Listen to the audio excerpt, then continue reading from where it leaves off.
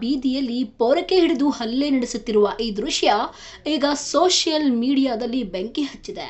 ಹಿರಿಯ ನಟ ದಿವಂಗತ ದ್ವಾರಕೀಶ್ ಅವರ ಪುತ್ರ ಸಮರ್ಥ್ ಅವರ ಪತ್ನಿ ವರ್ಷಾರೇ ವಿರುದ್ಧ ಈಗ ಸಾಲು ಸಾಲು ವಂಚನೆಯ ಆರೋಪಗಳು ಕೇಳಿ ಬರ್ತಾ ಇವೆ.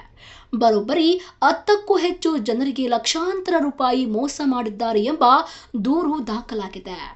ರಮಣಾರೆಡ್ಡಿ ಎಂಬುವರು ತಮಗೆ ಬರಬೇಕಿದ್ದ 6 ಲಕ್ಷ ರೂಪಾಯಿ ಹಣ ಕೇಳಲು ಹೋದಾಗ ವರ್ಷಾರೇ ಅವರು ಸಾರ್ವಜನಿಕವಾಗಿ ಪೊರಕೆಯಿಂದ ಹಲ್ಲೆ ನಡೆಸಿದ್ದಾರೆ. ಈ ದೃಶ್ಯ ಸಿಸಿಟಿವಿಯಲ್ಲಿ ಸೆರೆಯಾಗಿದೆ.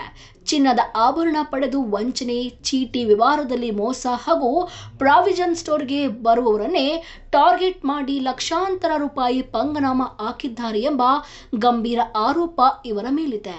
ದುಡ್ಡು ಕೇಳಲು ಹೋದವರ ಮೇಲೆ ಉಲ್ಟಾ ಕೇಸ್ ಹಾಕುವುದಾಗಿ ಇವರು ಬೆದರಿಸ್ತಾ ಇದ್ದಾರೆ. ಈಗಾಗಲೇ ಆರ್ ನಗರ ಮತ್ತು ಕೆಂಗೇರಿ ಠಾಣೆಯಲ್ಲಿ ಎಫ್ಐಆರ್ ದಾಖಲಾಗಿದೆ.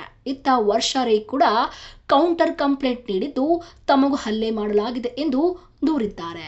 ದೂರು ಪ್ರತಿದೂರುಗಳ ನಡುವೆ ಪೊಲೀಸರು ತನಿಖೆ ತೀವ್ರಗೊಳಿಸಿದ್ದಾರೆ. ಒಟ್ಟಿನಲ್ಲಿ ದ್ವಾರಕೀಶ್ ಕುಟುಂಬದ ಸೊಸೆಯ ಈ ನಡೆ ಈಗ ಚರ್ಚೆಗೆ ಗ್ರಾಸವಾಗಿದೆ.